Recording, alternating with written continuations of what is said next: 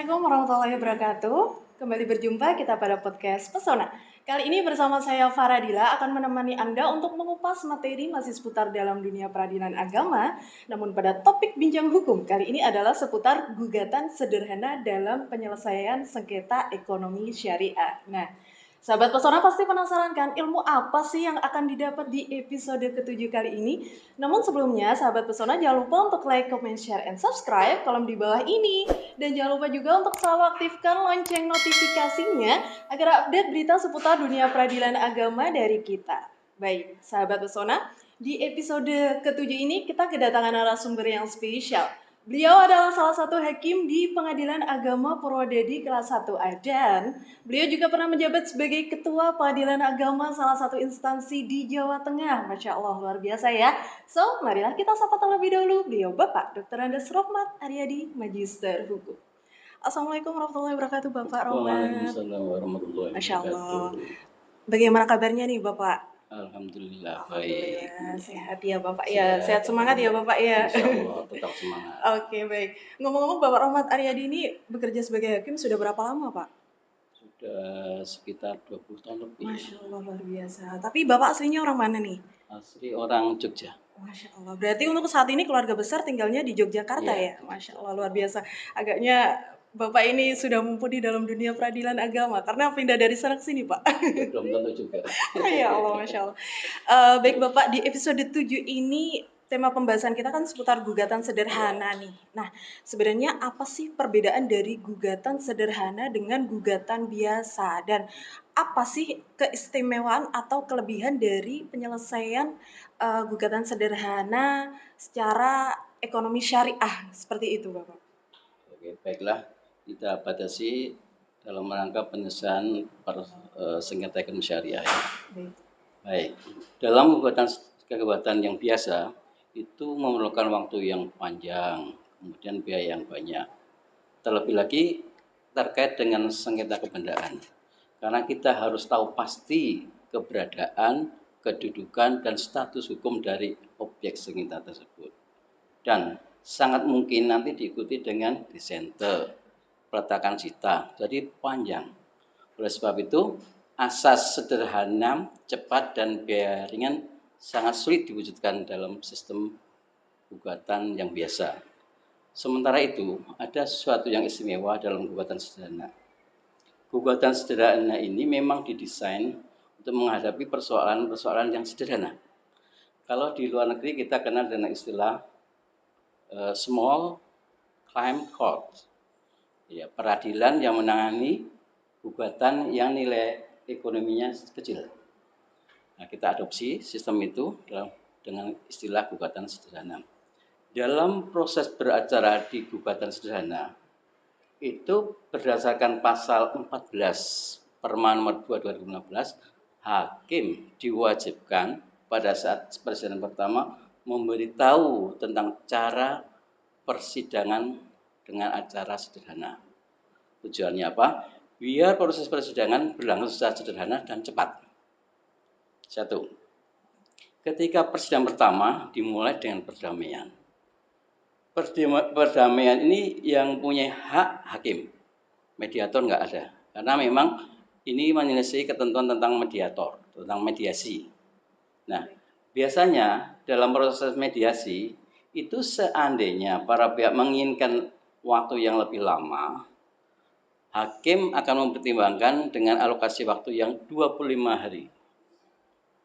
Dan yang terjadi biasanya dalam praktiknya, kesempatan untuk damai itu hanya dikasih waktu dalam hari itu juga. Jadi hakim men-skors untuk upaya perdamaian. Kemudian hakim harus menjelaskan bahwa prosedur beracara sederhana itu memang betul-betul sederhana. Jadi di situ seandainya penggugat sidang pertama hadir, kemudian tergugat tidak hadir, ya, pada sidang pertama. Kalau penggugat tidak hadir pada sidang pertama hadir, pada sidang kedua tidak hadir, diputus secara kontradiktor. Kalau tergugat tidak hadir, yang pertama tidak hadir, kedua tidak hadir, berstek. Pertama hadir, kedua tidak ada fast track juga. Jadi artinya apa? Sidang kedua itu sudah mulai persidangan, proses persidangan. Di samping itu perlu juga diberitahu bahwa dalam proses persidangan gugatan sedana di situ tidak ada tuntutan profesi, kemudian rekonvensi, duplik, replik, intervensi, tidak ada termasuk kesimpulan. Satu lagi, nanti di kala proses persidangan yang hanya berlangsung gugatan dan jawaban pembuktian, ternyata dalam jawaban tergugat mengakui kebenaran dari gugatan selesai, nggak ada pembuktian lagi, dianggap sebagai bukti yang mengikat. Berarti sesimpel itu ya Pak, berarti Yes. 25 hari 25 seperti itu hari, prosesnya, seperti itu. Nah, sebenarnya apa sih permasalahan yang termasuk dalam ruang lingkup gugatan sederhana ini Pak? Dalam Perma nomor 4 tahun 2019 pasal 3 itu disebutkan gugatan terhadap wan prestasi atau perbuatan melawan hukum yang nilai materinya 500 juta ke bawah. Satu.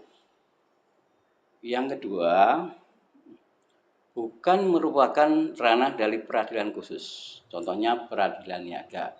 Ketika sengketa syariah terkait dengan niaga, stop. Ya. Lalu yang terakhir, tidak juga terkait dengan sengketa kebendaan tanah, sengketa tanah. Itu tidak boleh. Oh, berarti harus tertentu gitu ya Pak ya. Oke, baik. Nah, kalau untuk menjamin agar proses persidangan ini berjalan dengan lancar dan cepat nih, apa sih langkah untuk dipersiapkan terlebih dahulu seperti itu Pak dalam gugatan sederhana? Langkah pertama, kita harus pastikan bahwa gugatan itu masuk dalam ranah gugatan sedana sebagaimana yang diatur dalam pasal 3 dan 4 Perma nomor 4 tahun 2019. Kalau itu sudah pasti gugatan sedana sudah memenuhi kriteria tersebut, maka langkah-langkah selanjutnya pada langkah awal saat pendaftaran. Supaya singkat, saat pendaftaran maka di samping ada gugatan, biasanya rangkap 5, kemudian fotokopi KTP. Fotokopi KTP itu memastikan domisili atau wilayah hukum itu di mana, wilayah hukum dia terkait dengan domisili dan tempat tinggalnya. Yang kedua, akadnya sudah di fotokopi akad, kemudian semua alat bukti tertulis dilampirkan pada saat pendaftaran di meja 1.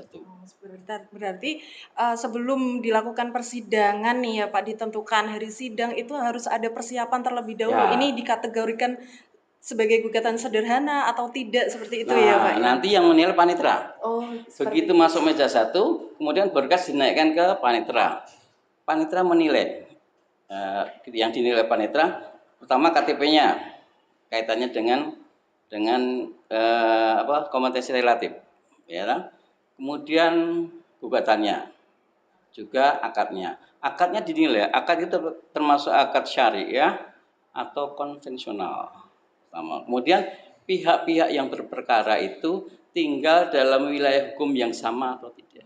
Seandainya penggugat diam di Purwodadi, sementara tergugat tinggal di Demak, maka gugatannya harus ke Demak. Kebalikannya, seandainya penggugatnya di Demak, tergugatnya ada di Purwodadi, dia bisa melakukan gugatan sederhana dengan cara menguasakan pada kuasa hukum yang berdomisili atau bertempat tinggal dalam wilayah hukum yang sama dengan tergugat. Artinya kuasa hukumnya orang sini. Bisa kuasa hukum profesional, bisa insidentil, bisa juga. Tapi sama-sama, sehingga wilayah hukumnya sama-sama di sini. Berarti nggak boleh ya Pak, kalau semisal saya orang Semarang, terus yang saya gugat orang Purwodadi, saya nggak boleh mengajukan di pengadilan agama terdekat dengan saya yang di Semarang gitu ya? Nggak boleh. Oke. Baik Bapak, untuk patokan gugatan sederhana ini, apakah hanya gimana? Ya. Itu kan sudah dinilai sama panitera. Iya. Setelah panitera selesai, diajukan lagi ke ketua.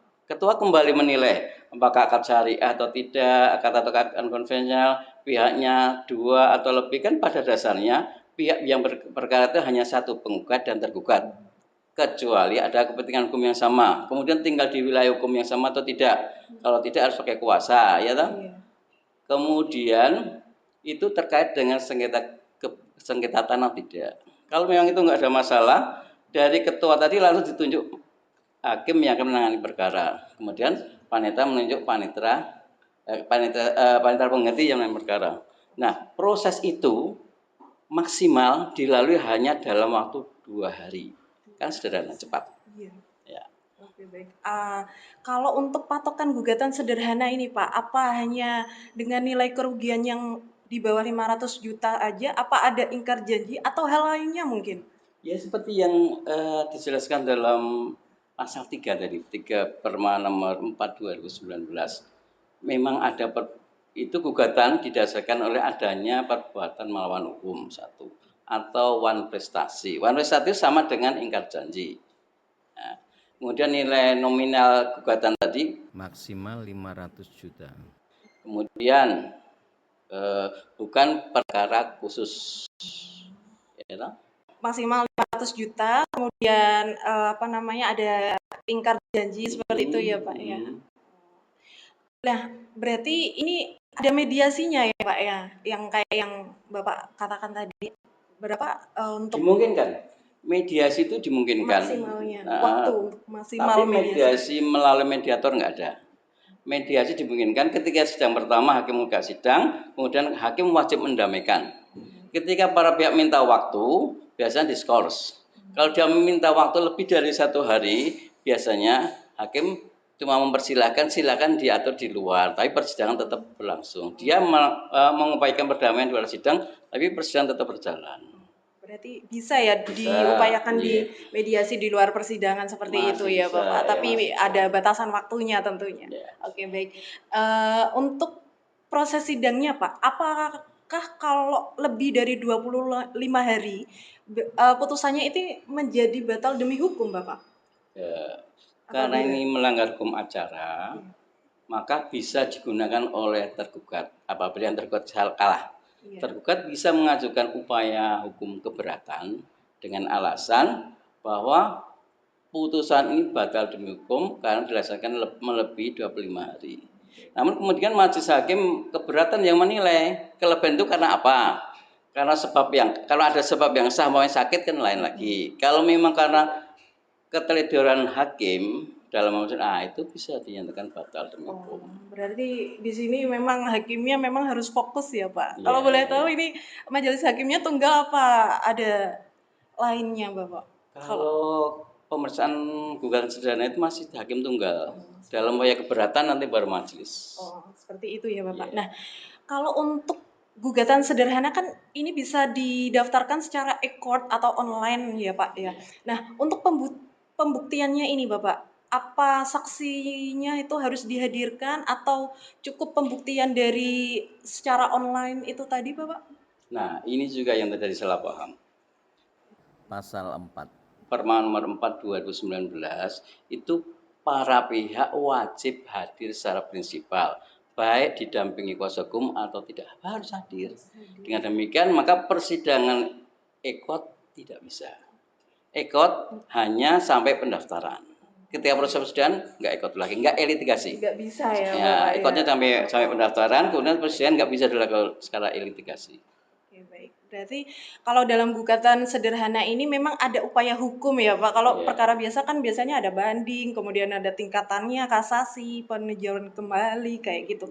Nah kalau gugatan sendiri ini hanya satu tingkatan apa bagaimana? Kemudian dia itu mengajukan keberatan atau upaya hukumnya itu di mana? Seperti itu. Oh iya.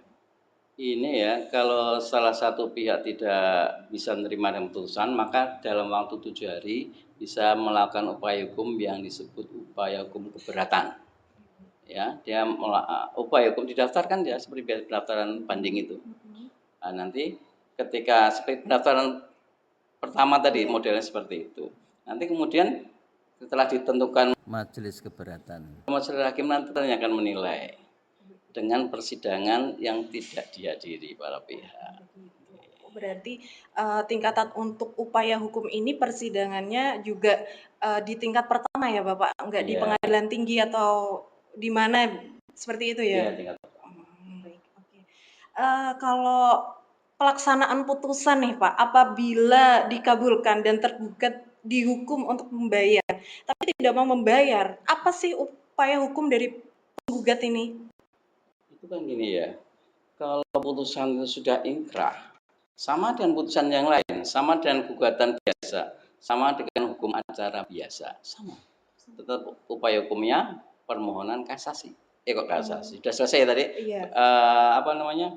Permohonan eksekusi sama seperti yang lain, eksekusi. Ada batasan waktunya nggak Pak untuk eksekusi itu tadi? Ya karena di perma itu nggak diatur, maka kembali ke aturan yang umum. 14 gitu. hari. Sebenarnya menarik sekali ya Pak, kalau untuk membahas gugatan sederhana ini ya. Sebenarnya ya nggak cukup kalau 1 jam aja dibahas Pak. Iya, yang dibahas. Namun sahabat pesona jangan khawatir, apabila ada pertanyaan terkait topik yang kita bahas kali ini, Anda bisa bertanya di isian kolom komentar di bawah ini, atau barangkali sahabat pesona ingin usul nih, besok bahas tema ini dong, itu dong, boleh banget, bisa banget. Nanti kita akan tayangkan di episode selanjutnya. Seperti itu ya sahabat. Baik Bapak Rohmat Aryadi, untuk mengakhiri episode 7 kali ini, ada nggak closing statement dari Bapak buat sahabat pesona yang saat ini lagi nonton? Oke, ini ya, yang sering terjadi kesalahpahaman adalah penunjukan kuasa hukum. Ada beberapa kasus yang mengajukan di Pengadilan Agama Purwodadi, pihaknya itu sama-sama di Purwodadi. Cuma dia memberikan kuasa hukum, oleh kuasa hukum itu berdomisili atau bertempat tinggal di daerah Semarang, di luar Purwodadi. Akhirnya nggak bisa jadi sederhana. Kalau nggak pakai pengacara malah bisa. Kalau yang pengacara malah nggak bisa, karena pengacara berdomisili di luar. Nah, oleh sebab itu, kalau memang para pihak berada di wilayah hukum yang sama atau daerah hukum yang sama, cari kuasa hukum ya di daerah itu juga. Atau nggak usah pakai kuasa hukum, karena gugatan sederhana itu memang sederhana.